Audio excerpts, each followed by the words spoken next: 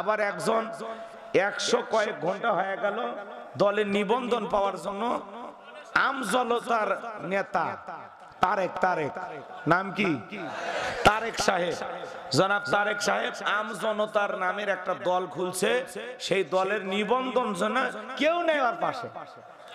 মানে এমন একটা দল, বাংলাদেশে এমনও দল আছে খালি সভাপতি সেক্রেটারি আছে আর কোনো কর্মী নাই। কথা কন না কেন?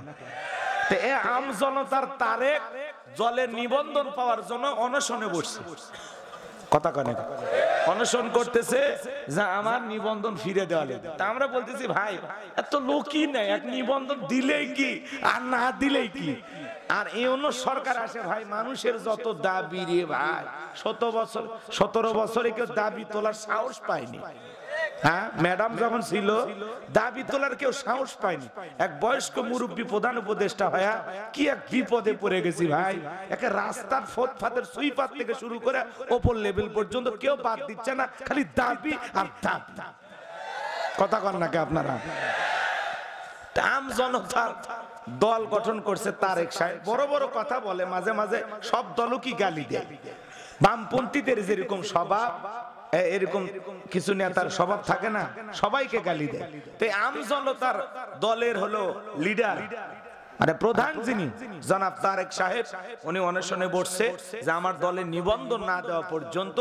আজকে অনেক কষ্টে ওনাকে কলা রুটি খাওয়ানো হয়েছে। হ্যাঁ, যেভাবে বসে গেছে না জানি বেচারের ভাগ্যে কি হয় আল্লাহ ভালো জানে। তা আমি অন্য সরকারকে বলতে চাই, দিয়ে একটা নিবন্ধন দিয়ে যা পারেন একটা মার্কা দিয়ে দেন, ছাতা পাতা লাউ কদু যা খুশি মার্কা একটা দিয়ে ছেলেটা তাও শান্তি পাক। কথা কয় নাকি? সবার দাবি মানতেছেন, তারেক সাহেবের দাবি মানলে কি সমস্যা? মানে নেন, কয়েকদিন পরে আমরাও নিয়ত করতেছি যে আমরা এরকম অনশনে বসে যাব। কথা কন নাকি আপনারা? রাগ করতেছেন? এত দলীয় লোক যেখানে, আমি কি বোকা দলীয় আলোচনা করব? এই দিক থেকে যদি একটা দলের লোক গুতা মারে, ওই দিক থেকে আর একটা দলের লোক থানায় টেলিফোন করে, আমি হুজুরের অবস্থা ভালো না খারাপ? অতএব আজকের মাহফিলে বাংলাদেশের রাজনীতি নিয়ে কোনো আলোচনা করা হবে? বলেন, বাংলাদেশের রাজনীতি নিয়ে কোনো আলোচনা করা হবে না। তবে হ্যাঁ, আমি গোলাম রব্বানী যদি কোন রাজনৈতিক বক্তব্য দেই, এই পৃথিবীর শ্রেষ্ঠ রাজনীতিবিদ, শ্রেষ্ঠ রাষ্ট্রনায়ক, শ্রেষ্ঠ রাষ্ট্রপতি, শ্রেষ্ঠ সেনাপতি, শ্রেষ্ঠ বৈজ্ঞানিক, শ্রেষ্ঠ দার্শনিক, শ্রেষ্ঠ বাবা, শ্রেষ্ঠ নানা, শ্রেষ্ঠ স্বামী, শ্রেষ্ঠ আদর্শ মহামানব রহমাতুল লিল আলামিনের মদিনার আদর্শের রাজনীতির কথা বলবো। আপনার আমার নবী কতটা সুন্দর ছিলেন জানেন? হযরতে জাবের রাদিয়াল্লাহু তাআলা বলেন, পূর্ণিমা রাত আমি রাসূলের বাড়িতে গিয়েছিলাম। সেদিন দেখেছিলাম চাঁদ উদয় হয়েছে দুইটা, একটা চাঁদ আসমানে আর একটা চাঁদ জমিনে। হযরতে জাবের ডেকে বলেন, আমি একবার আকাশের পূর্ণিমার চাঁদের দিকে তাকাই, আর একবার বিশ্বনবীর চেহারার দিকে তাকাই। হযরতে জাবের বলেন, ওই আকাশের পূর্ণিমার চাঁদের চাইতেও বিশ্বনবীকে আমার কাছে বেশি সুন্দর মনে হয়। কেমন নবী পাইছি বাজার, নবীর সম্মান মর্যাদা কত আমরা বুঝি না। এক জায়গায় ওয়াজ করলাম, ভাই বলেন তো আমাদের নবীর নাম কি? বলে হুজুর আব্দুল কাদের জিলানী। পীর সাহেবের নাম মুখস্থ আছে কিন্তু কপাল পরে রাসূলের নামটা বলতে পারে না। আপনার আমার নবীর সম্মান মর্যাদা কত, নবী কত সুন্দর ছিলেন বাজান। আম্মা জান আয়েশা ডেকে বলেন, মিশরের নারীরা ইউসুফ নবীর চেহারার দিকে তাকাইয়া ফল কাটতে গিয়ে আঙ্গুল কেটে ফেলে দিয়েছিল।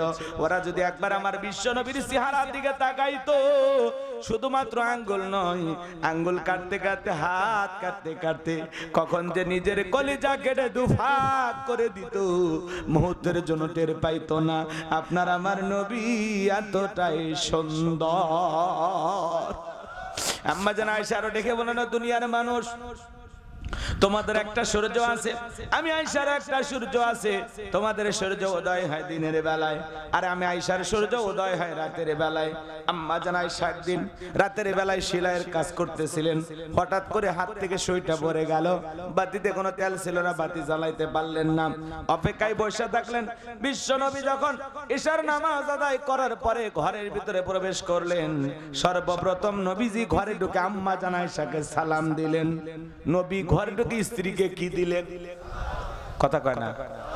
তাহলে নবীর উম্মত হিসাবে এই আমলটা আপনার আমার ঘরেও চালু থাকার দরকার আছে না নাই? বাড়িতে যা বউকে সালাম দিবেন, আসসালামু আলাইকুম রহিমা, কেমন আছো সোনা? ঘরের দরজাটা খোলো না, আমি তোমার লিটনের বাপ, তোমার দিওয়ানা। বউ খুশি হয়ে দরজা খুলবে, কথা বল ঠিক কিনা?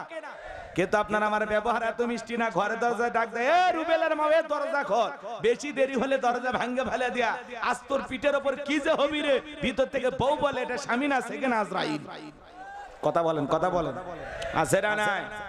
মনে রাখবেন বাজান, স্বামী স্ত্রীর মধ্যে সালাম আদান প্রদান হলে একে অপরের প্রতি শ্রদ্ধা, ভক্তি, বিশ্বাস, ভালোবাসা বেড়ে যায়।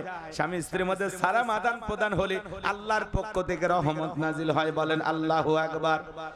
আজকে সকালে বিয়ে হয়, সন্ধ্যায় তালাক, সন্ধ্যায় বিয়ে, সকালে তালাক। দাম্পত্য জীবনে সুখ নাই, শান্তি নাই। স্লোগান শোনেন না? আপনি কি দাম্পত্য জীবনে অসুখী? কথা কয় না?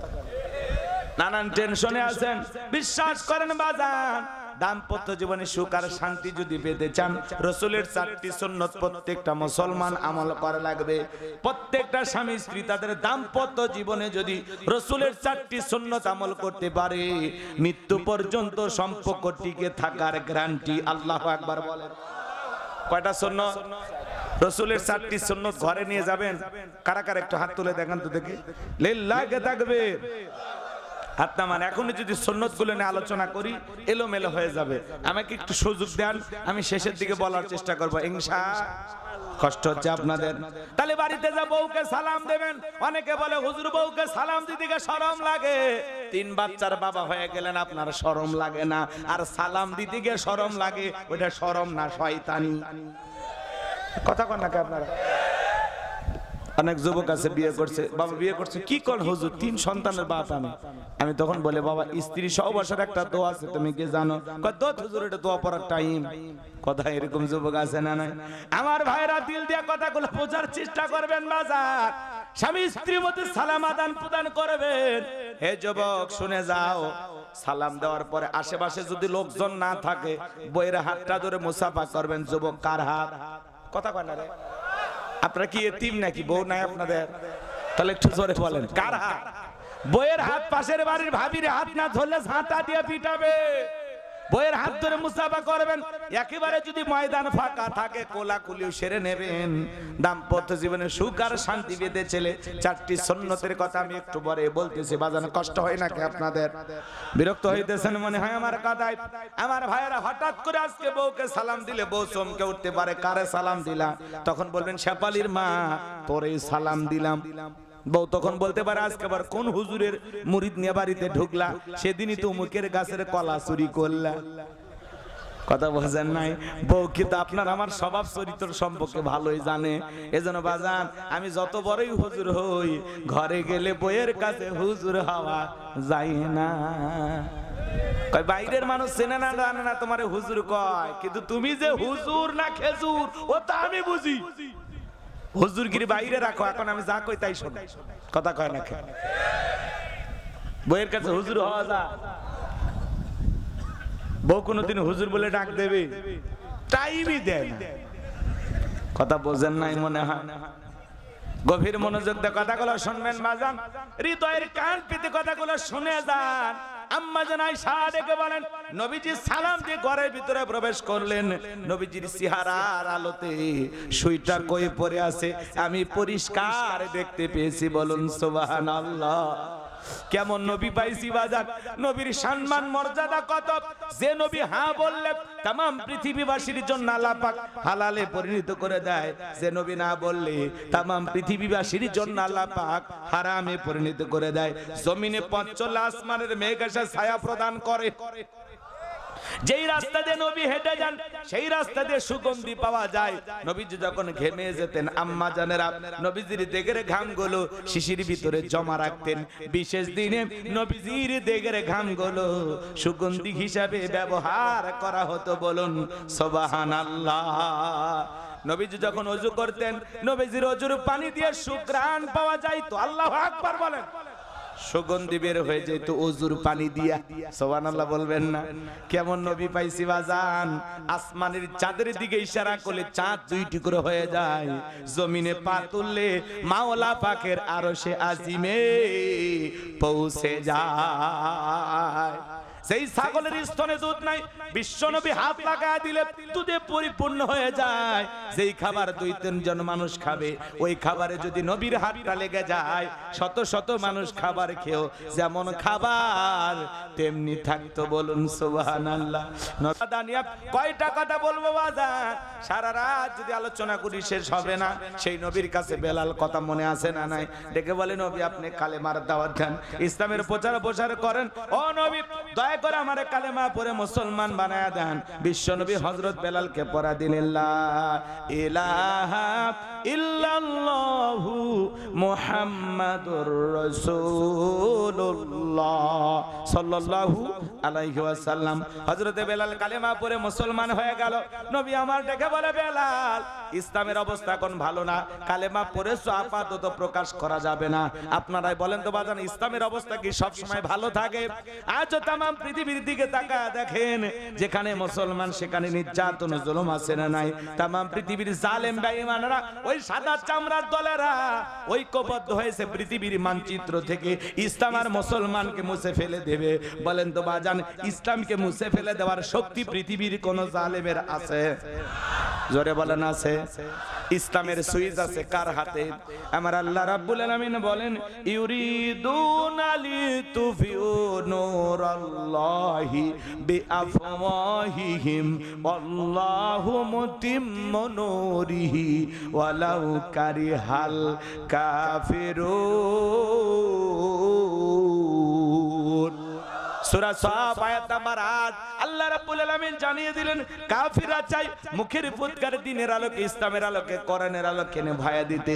আমার আল্লাহ ডেকে বলেন, আল্লাহু মুতিম্মু নূরিহি, এই জমিনে দিনের আলোকে, কোরআনের আলোকে, ইসলামের আলোকে আমি আল্লাহ রাব্বুল আলামিন প্রতিষ্ঠিত করে ছাড়ব।